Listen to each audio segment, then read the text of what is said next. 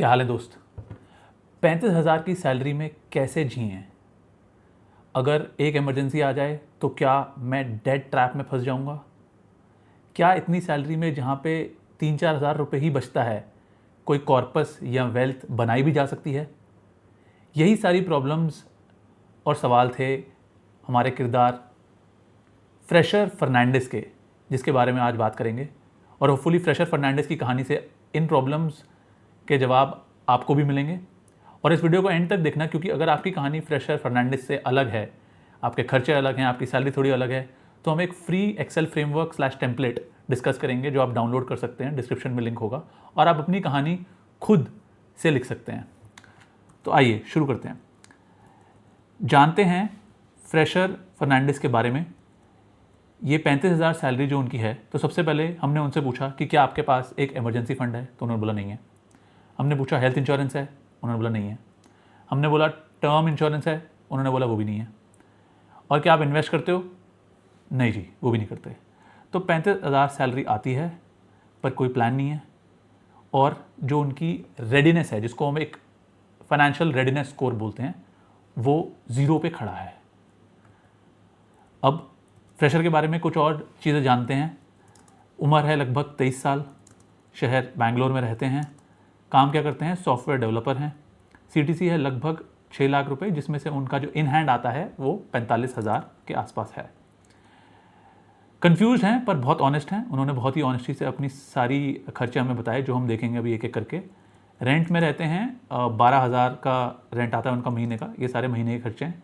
Electricity wifi का लगभग 1,500 रुपये, फ़ोन पे 600 रुपये, ग्रॉसरीज़ और कुकिंग वगैरह का जो खर्चा रहता है वो 4,000 रुपये। स्विगी, जोमेटो, बाहर खाना, ये सारे जो उनके डिस्क्रिशनरी में आते हैं 5,000 रुपये। इसके अलावा जो ट्रांसपोर्टेशन में चार्जेस रहते हैं वो 2,500 रुपये। अपने पेरेंट्स को सपोर्ट करते हैं एक यंग एज में, जो कि बहुत अच्छा है। 7,000 रुपये भेजते हैं हर महीने। जो शॉपिंग करते हैं ऑनलाइन ऑफलाइन, उन सबका मिला के लगभग 3,000 रुपये। आउटिंग्स का अलग से है, ये ईटिंग आउट के अलावा जो है 2,500 रुपये। सब्सक्रिप्शंस जो ले रखी हैं नेटफ्लिक्स एट्सेट्रा, वो सब यहाँ पे 1,500 रुपये। इसके अलावा कुछ मिसलेनियस चीज़ें जो उनको एग्जैक्टली नहीं याद हैं, कैश वगैरह जहाँ पे यूज़ हो जाता है, वो है 1,500 रुपये। तो अब देखते हैं कि इससे क्या इंसाइट निकल के आ रहा है। तो पहला इंसाइट तो ये है कि जो ये टोटल खर्चे हैं वो हैं 41,000 के आसपास। इसका मतलब जो मोटा मोटी अमाउंट उनका बच रहा है वो है सिर्फ 4,000 रुपये।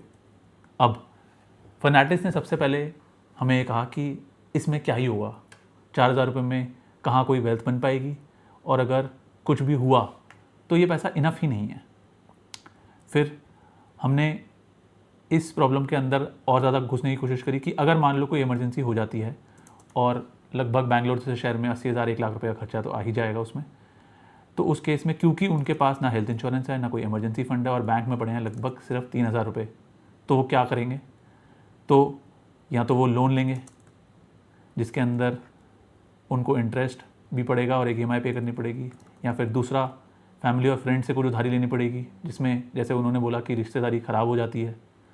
तो बेसिकली निष्कर्ष ये निकल के आ रहा है कि उनके पास कोई प्रोटेक्शन नहीं है। आज की डेट में उनको लगता है कि मेरे पास इतना कम पैसा बच रहा है कि मैं किसी भी तरीके से प्रोटेक्ट नहीं हो पाता हूँ, और इसीलिए वो सबसे बड़ी उनकी एंग्जाइटी ये है कि मेरे साथ कभी भी कुछ भी हो सकता है और मैं सीधा डेड ट्रैप में चला जाऊँगा। तो फिर हमने उनसे पूछा और उनसे डिस्कस किया कि उनको ऐसा क्यों लगता है, और क्या इस प्रॉब्लम का कोई सोल्यूशन निकाल सकते हैं हम लोग। क्योंकि उनके पास लगभग 4,000 3,900 सरप्लस तो बच ही रहा है, पर उनको लगता है इससे कुछ नहीं हो पाएगा। तो हमने उनको रेकमेंड किया कि आप कम से कम एक हेल्थ इंश्योरेंस लीजिए। अगर आपकी कंपनी ने आपको दे रखा है तो सबसे पहले वो चेक किए, वो उन्होंने किया नहीं है, तो 5 लाख तक का कवर लीजिए 23 साल उम्र में, और एक टर्म इंश्योरेंस लीजिए लगभग 50 लाख, क्योंकि आपके पास पेरेंट्स भी हैं जो आप पे डिपेंड करते हैं। अब सरप्राइजिंगली जो चीज़ उनको नहीं पता थी कि ये दोनों ही चीज़ें वो लगभग 500 रुपये में ले सकते हैं महीने के खर्चे पे। ज़्यादा भी हो गया तो 700 800 हज़ार रुपये से ऊपर ये नहीं जाएगा। इसका मतलब अगर वो ये 1,000 रुपये की इन्वेस्टमेंट करते हैं तो वो अपने आप को इस टाइप की इमरजेंसी से प्रोटेक्ट कर सकते हैं, और कल को ऐसा कोई बड़ा मेजर इवेंट आता है तो वो उनको एक डेड ट्रैप में नहीं घुसाएगा। ये सुन के वो शांत हो गए। फिर हमने ये देखा कि जैसे इमरजेंसी फंड की चीज़ जो है, मतलब अगर हमने उनको हेल्थ की क्राइसिस से एक बार बचा लिया, उसके बाद भी जो उनके खर्चे हैं, मान लो कभी इसके अलावा भी उनको कुछ चाहिए, तो हमने उनको सजेस्ट किया कि आप कम से कम एक इमरजेंसी फंड रखो अपने पास। तो उनके जो खर्चे हैं लगभग 41,000 के, वो अगर हम 3 से मल्टीप्लाई करते हैं तो मोटा मोटी एक अमाउंट निकल के आता है जो हमें टिपिकली अपने एक इमरजेंसी फंड में रखना चाहिए after taking health insurance and term insurance जो हमने हटा दिया है। तो इससे क्या इंसाइट निकल के आती है? पहली इंसाइट कि 41,000 इंटू 100 इंटू 3 ये लगभग 1.25 लाख के आसपास है। और ये नंबर सुनते ही फर्नांडिस चौकन्ना हो गए। उन्होंने बोला कि ये अमाउंट कैसे होगा, कहाँ से एक्यूमुलेट होगा, क्योंकि उनकी सेविंग्स हैं लगभग, हमने यहाँ पे जो उनकी सेविंग्स थी लगभग 4,000 की, उसमें से वो 1,000 रुपये हटा दिए हैं, तो 3,000 रुपये। इसका मतलब उनको ये कॉर्पस सेव करने के लिए लगेंगे 43 मंथ्स, जो कि काफ़ी ज़्यादा टाइम है। तो फिर सवाल ये उठा कि क्या इसको कम किया जा सकता है, क्योंकि ये टाइम जेन्युइनली बहुत बड़ा है। तो हमने देखा कि क्या हम कहीं से और 5,000 रुपये बचा सकते हैं। तो उसके लिए हम इनके खर्चों में दोबारा घुसे। तो सबसे पहली चीज़ ये है कि जो ये स्विगी या बाहर के जो डिस्क्रिशनरी स्पेंड्स है, वहाँ पे क्या हम थोड़े से कुछ समय के लिए, जब तक हम ये इमरजेंसी फंड जमा कर लें, तब तक हम थोड़ा सा टाइट रखें खर्चा। ऐसा नहीं कि बिल्कुल ही नहीं स्पेंड करना है, लाइफ एंजॉय करना ही बंद कर देना है, लेकिन कोशिश करके उस अमाउंट में लगभग 2,500-3,000 रुपये सेव करें।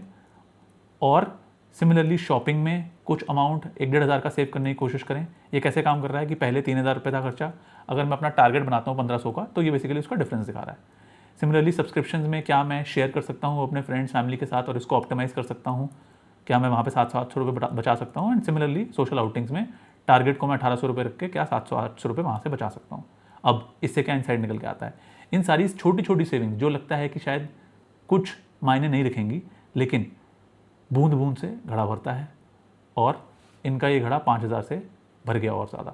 तो अब जो इनके पास टोटल अमाउंट बचता है वो हो जाता है 4,900, जो भी इन्होंने एडिशनल किया, और पहले का 3,900 टोटल हेल्थ टर्म सब मिला के। ठीक है, अब देखते हैं कि क्या इससे कुछ हो पाएगा। क्या ये 8,800 का प्लान अगर हमें बनाना हो कि इसको कहाँ डालना चाहिए, कैसे डालना चाहिए, और इससे हमारे वो इमरजेंसी फंड को के टारगेट पे क्या इम्पैक्ट मिलने वाला है। तो अब हमारे पास अमाउंट है 8,800। हमारा जो इमरजेंसी फंड का हमने टारगेट निकाला था लगभग 1.25 लाख रुपये, अब देख वो एक है हमारा टारगेट। हेल्थ और टर्म को नहीं डिस्टर्ब करना है, तो वहाँ पे लगभग 1,000 रुपये जाएंगे ही जाएंगे। अब हम इस 8,800 को हमने रेकमेंड किया कि आप इसको स्प्लिट कर लो, 3,500 रुपये डालो इमरजेंसी फंड में, और अराउंड 4 से 4,500 रुपये आप SIP शुरू करो, क्योंकि इन्वेस्टिंग से ही हम किसी तरीके से वेल्थ की तरफ पहुँच सकते हैं लॉन्ग रन में। तो अब देखते हैं इससे क्या इंसाइट निकल के आ रही है। सबसे पहली चीज़, जो हमारा टारगेट था इमरजेंसी फंड का विद द अपडेटेड सेविंग्स, क्योंकि हमने कुछ बचत कर ली, वो 3 साल के अंडर आ गया, जो कि एक रीज़नेबल नंबर लग रहा है। मतलब लगभग हमने 8-9 महीने वहाँ पे बचा लिए। अगर आप थोड़ा सा और सेव कर सकते हैं तो ये नंबर और भी कम हो जाएगा और 2 साल के अंदर भी आ सकता है। तो सबसे पहली चीज़ जो ये सेव करने से हमें पता चली वो थी कि जो ये इमरजेंसी फंड का टारगेट है उसको हम एक रीज़नेबल टाइमलाइन में लेके आ पा रहे हैं। अब 5 साल के बाद देखते हैं कि फर्नांडिस कहाँ पे खड़ा होगा। तो SIP जो है 4,300 की, वो अगर हम रख रहे हैं, और इमरजेंसी फंड के लिए भी हमने पैसा रख लिया है, तो इसको 2 भागों में देखते हैं। पहले 3 सालों में तो ये अमाउंट जो SIP का है उस पर जा रहा होगा, लगभग 3,800 रुपीज़ जा रहा होगा। 12% जो निफ्टी का रिटर्न रहता है, अगर आप हिस्टोरिकली देखोगे over a long term period, वो मान लेते हैं। और इमरजेंसी फंड जो है वो पूरा हो जाएगा। तो इमरजेंसी फंड क्योंकि 3 साल के बाद पूरा हो जाएगा, तो बाकी के 2 सालों में जो SIP का अमाउंट है वो बढ़ जाएगा, क्योंकि वो जो SIP का, वो जो इमरजेंसी फंड का अमाउंट था वो भी SIP में ऐड होने लग जाएगा। तो इसलिए 3,800 प्लस 3,500, और उससे भी कॉर्पस ज़्यादा तेज़ी से बढ़ने लगेगा। अब इनसाइड देखते हैं कि 5 साल के बाद क्या होता है। अब जो ये कॉर्पस है 44 लगभग 4 से 5 लाख रुपए का हो गया है, और इसके साथ साथ एक इमरजेंसी फंड भी क्रिएटेड है। तो मतलब जो टोटल नेटवर्थ क्रिएट कर ली है वो लगभग 5.5-6 लाख रुपए की है इन 5 ईयर्स। अब फर्नांडिस को लगने लगा कि ये जो छोटा सा अमाउंट था जिससे उसको लग रहा था कुछ नहीं होगा, उससे पहले उसने अपने आप को प्रोटेक्ट भी कर लिया है, और अब वो वेल्थ क्रिएशन की जर्नी की तरफ भी शुरू हो चुका है। यहाँ पे एक चीज़ समझना बहुत ज़रूरी है कि हमें अपने आप को फाइनेंशियली रेडी रखने के लिए वो 4 चीज़ें जो हमने स्टार्टिंग में डिस्कस करी थी, emergency fund, health insurance, term insurance और इन्वेस्टिंग, अगर हम ये सारी चीज़ें करते हैं तो हमारा फाइनेंशियल रेडीनेस स्कोर लगभग 4 में से 4 पे आ जाता है। और वही हुआ फर्नांडिस के साथ। पहले वो स्कोर था लगभग 0 पे, और ये सारी चीज़ें करने के बाद जहाँ पे उसके पास इमरजेंसी फ़ंड भी आ गया, हेल्थ इंश्योरेंस भी आ गई, टर्म कवर भी आ गया, और उसने इन्वेस्टिंग भी शुरू कर दी, उसको लगने लगा कि अब उसके लाइफ में वो काफ़ी सिक्योर फील करने लगा, और लाइफ को उसका पर्पज़ भी मिल गया कि वो जी सकता है अच्छे से, प्रोटेक्ट भी कर सकता है अपनी फैमिली को, उनको सेव भी कर सकता है, और ख़ुद भी किसी इमरजेंसी के लिए तैयार है। और लॉन्ग टर्म में किसी तरीके से उसको एक पाथ दिखने लगा कि वो कैसे वो वेल्थ बनाएगा। यहाँ पे 2 चीज़ें उसके लिए जो बहुत ज़्यादा बड़ी टेकअवेज थी। इसका पहली चीज़ थी कि प्रोटेक्शन की कॉस्ट जो उसको लग रहा था बहुत ज़्यादा, हज़ारों में लाखों में होगी, वो बहुत छोटी है। तो अपने आप को हेल्थ और टर्म इंश्योरेंस देना बहुत ज़रूरी है। दूसरा, एक कन्फ्यूजन में रहने की बजाय अगर वो फ्रेमवर्क की तरह सोचे या आप सोचें, तो आप अपने आप को फाइनेंशियली रेडी रख सकते हैं उन 4 पैरामीटर्स पे हमेशा रेडी रखते हुए अपने आप को।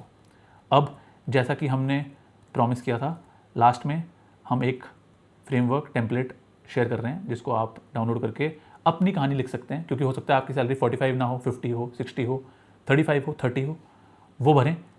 यहाँ पे पहले अपना रेडीनेस स्कोर देखें कि क्या है, उसके बाद ये सारे नंबर्स हमने डिस्कस करे हैं फर्नांडिस के लिए, ये सारे येलो सेल्स जो हैं उनमें आप भरें, बाकी के नंबर्स अपने आप कैलकुलेट हो जाएंगे।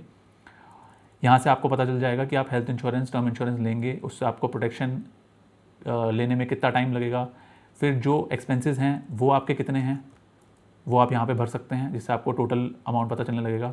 फिर उसको हमने जैसे देखा स्प्लिट करना है, हमें कुछ अमाउंट अपने इमरजेंसी के लिए रखना है और फिर बाकी का अमाउंट हमें SIP में डालना है, तभी हमारा चौथा मेट्रिक इन्वेस्टिंग का भी चालू होगा, जिससे हम लॉन्ग टर्म में वेल्थ क्रिएट कर सकते हैं।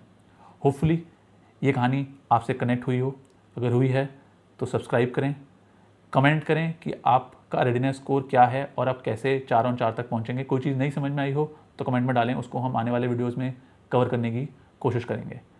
Till next time, take care, चढ़दियाँ कलां।